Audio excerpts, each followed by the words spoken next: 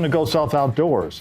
Just off the Mississippi coast is a string of barrier islands, among which lies Cat Island, with its remarkable past.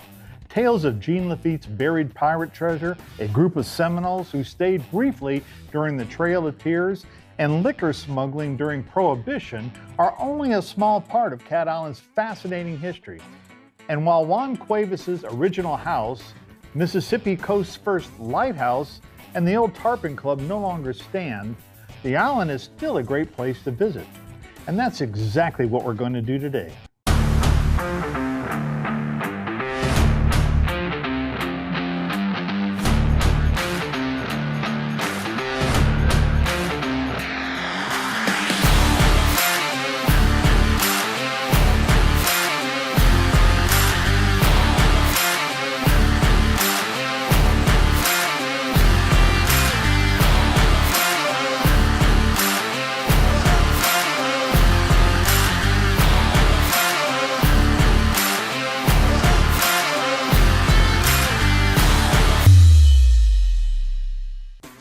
Some folks like to fish from a boat, while others prefer to wade fish and deal with the sharks. The Castaway Rod crew fishing with Sonny Schindler like wading using topwater. And they're pretty good at it, as you're about to see as you go out front with GSO.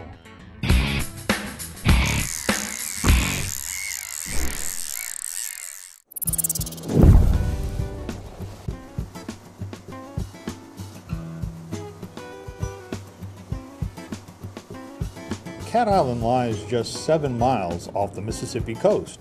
In good weather, it's always a fun ride out, enjoying the calm seas, the seabirds, and maybe that occasional dolphin. Our first stop after reaching the island was at the camp to offload our mound of supplies for spending the weekend. Then we headed over to the east end of the island to tag up with the Castaway Rod crew, who were already fishing hard. By the time we caught up to Mac, they had already switched from using topwater. While we had been concerned about the effect of the hard rains of the past week on fishing, it seemed that there were plenty of hungry fish to be had. There we go. That's a 5-inch down south lure. One of my favorite colors, actually. That's chicken of the sea. It's good in kind of dirty water. Not quite what I'm looking for, but a good bite. Another male, broken.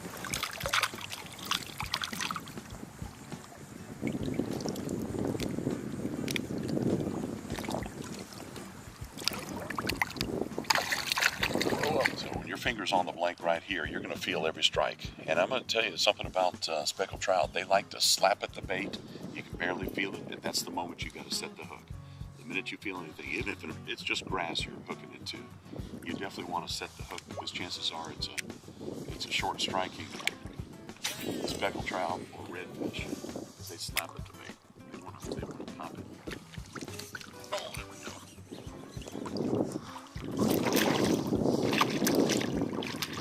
Still not quite a keeper. Another male. Catch a lot of males right now, so apparently the males are in, but not the female trout right now. Pretty fish though. You can tell how healthy they are too. They are eating. They're eating big time. Good eating too. Still a little small.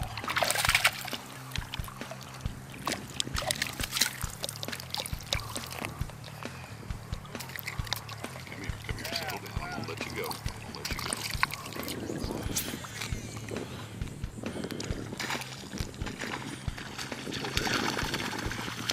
Good fish.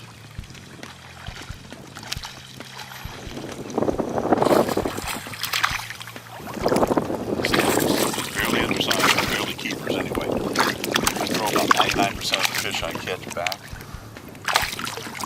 We're keeping some fish this time, of course, because we're going to go back and eat a bunch of trout. That's a male. Hear him croaking? That's a male. Let him go back and get bigger.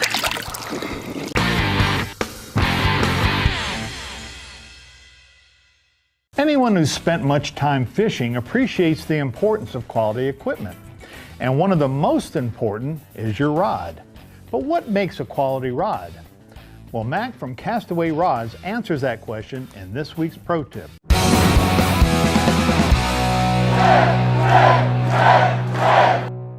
going to show you a couple of rods here and give you an idea of what's the difference between a good rod and an average rod. A good rod, a quality rod, is going to catch more fish. They're more sensitive. Carbon fiber is the best material in the world to use because they're incredibly sensitive. Good rods catch more fish. So bottom line is we take a rod. Well, here's a good example of that. This particular rod is called the Tyrannis. It came out right out a year and a half ago. We showed this 2 years ago at ICAST and produced this rod for our major distributors.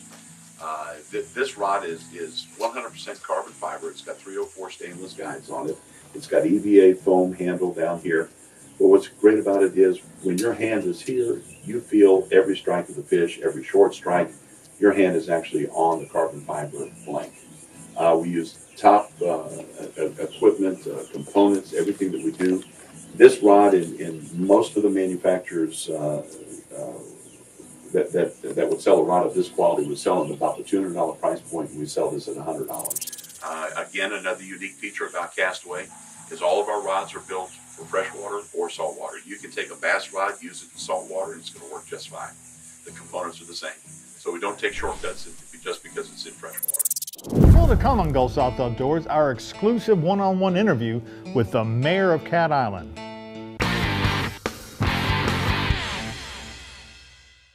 Welcome back to Gulf South Outdoors.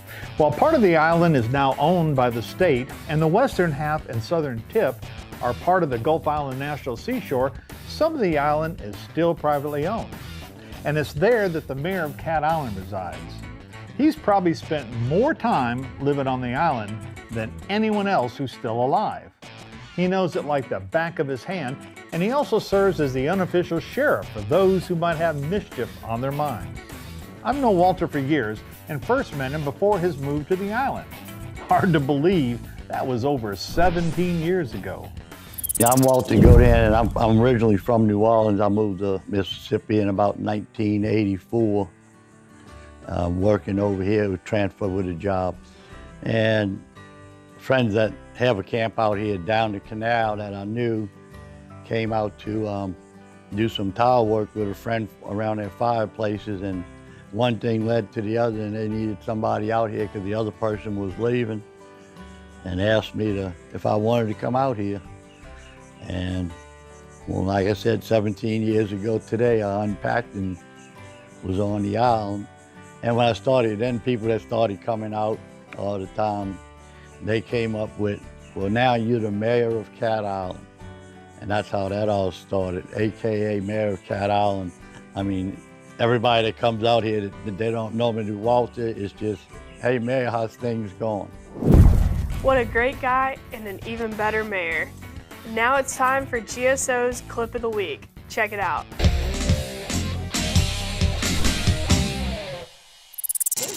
No, it's a nice fish. Good one.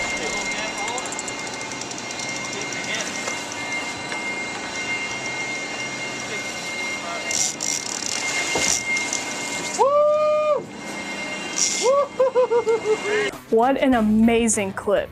For your shot at Clip of the Week, submit your videos to gulfsouthoutdoors@gmail.com. We'll be right back.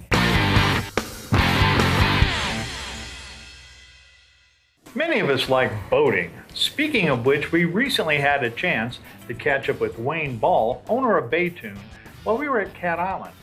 We first met Wayne at a local boat show and were intrigued by his new craft. We had the chance to see it in operation when he generously offered to help us with our Kids Outdoors Bass Tournament.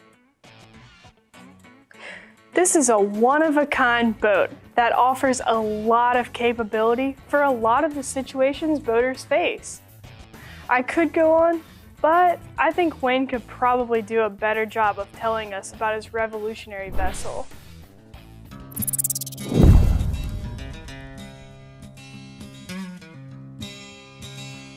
Good morning, guys. My name is Wayne Ball. I'm the owner and president of Baytoon Boats Incorporated. If you do not know what a Baytoon is, we'd like to take an opportunity to show you some of the things that we've designed into this revolutionary new boat in order to make convenience and accessibility an absolute priority. The first thing that we tried to design into this boat was a square deck so that you could pull the boat directly up to a pier for access. Even if you're wheelchair bound, you have access to this boat. One of the unique features is we designed a notch in the front in order to put the trolling motor back so that you can totally pull the boat to the pier without either bumping the trolling motor or possibly breaking the skag off as you step on board. About 3 years ago, we began the design on this boat in order to make an all one level fishing platform that anybody of any age could access and have a completely comfortable day on the water. As opposed to most of the bay boats that we've fished out of for all the years that have all the steps up and down and the crowded floor space, we've tried to change all that in order to make a revolutionary new platform. Normally on a bay boat that we've been fishing off of for years, here's where you start the step up and down process to a very limited amount of deck area around ice chest and live wells. As you can see, it's a big open deck. You have storage boxes that also dub in as fish boxes, or possibly some of the features we tried to design into the boat were a few amenities that just make fishing a more comfortable experience all day, with tackle centers, live wells, your normal center console so that you can get all around the boat, versus most pontoon boats have the side console and limited area to get to your fish. Toward the stern of the boat, we've put in comfortable seat backs that are stowable when you get to your place that you're fishing. We've also got a tremendous amount of below deck storage.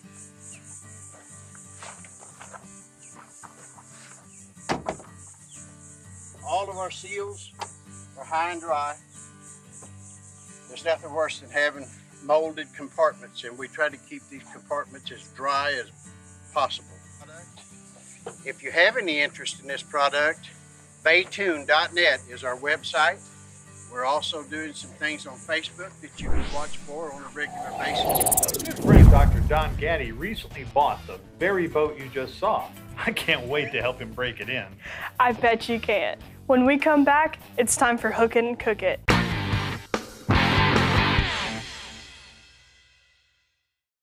From the catch to the kitchen, it's time for Hook It and Cook It. Hook it and cook it. From the catch to the kitchen. It's your front row seat to learn mouth-watering new ways to fix seafood. It's time for Hook It and Cook It. So the first thing that we do is you need to get some cedar planks. This is a 1x6 untreated redwood cedar fence board. Just like you get at the lumber yard. Home Depot, Lowe's, a hardware store. So you get your cedar planks, okay? And then we'll just set this right here next to the flames. And then we get our speckled trout fillets, which you can see, these were caught this morning. I picked these up on the way down here from the Pasquistan Harbor, a friend of mine. I told him to hold me back some fish. And it's just a boneless, skinless fillet of speckled trout. So what I always do is just cut the fillet in half and then kind of turn it. And this is what's gonna go on the plank, okay? So if you could, you get our two planks. Okay. There's a rough cut side and a smooth side. We want the smoothest side down onto the burner. Okay. If we were outside using a gas grill, it would be the same thing. Yeah. Put the plank on the flame, let it catch on fire. So our planks are on fire. You can see it around the edge, right? Okay, so next step, and this is where it gets fun. We've got the char, we've got the flavor, okay? We're gonna put the filet directly on the cedar. And then look how simple this is. Little olive oil. And then this is a spice blend that we make. I was telling you about this earlier, Frank. We're gonna start selling this. It's in production, we're just waiting on the label. Now, next step, and if you like lemons, use lemons. If you like limes, use limes. If you don't like lemons or limes, don't use anything. But I like to put lime on top. And then we're gonna put a piece of lime on top of each filet.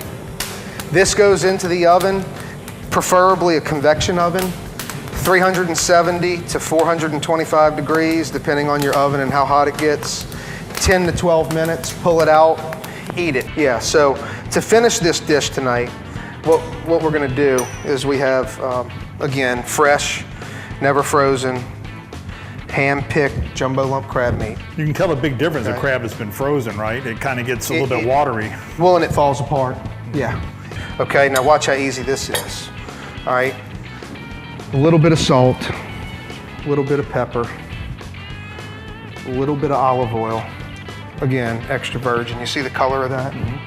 Extra virgin olive oil. I'm gonna put a little parsley in here. And then And that was fresh parsley you cut up, right? Yeah. Yes. Don't use dried parsley for stuff like this. Dried parsley is meant to be used in like red gravies and gumbos. You're cooking, like yeah. And then watch. Fresh lime juice. And that's it. I think you'll be pleasantly surprised with this dish when you taste it. And again, I've done it all. High-end white tablecloth to bar with food and chalkboards. And this is fresh, and I have not had anybody that's eaten it or ordered it tell me they haven't enjoyed it. Well, it's simple, it's healthy, That's right. and it's impressive looking. I think so. Now, what about something to go with it?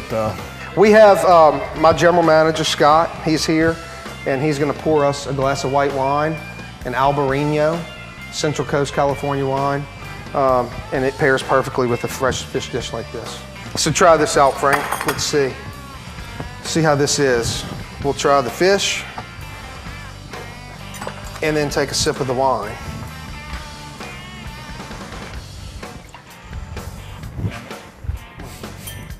Boy, you can really smell the cedar. Oh, man. Look at that. Listen, it's so flaky. And in 10 minutes, and the other thing that I like about this is there's nothing to clean. You just After this is gone, you throw the plank in the rinse off the garbage plate, can. throw that. That's it. How did we do? It tastes as good as it smells. It really does smell good, doesn't it? That is awesome. So simple. It's like a light smoke. You know? That is very, very good. Now let me try your wine suggestion here.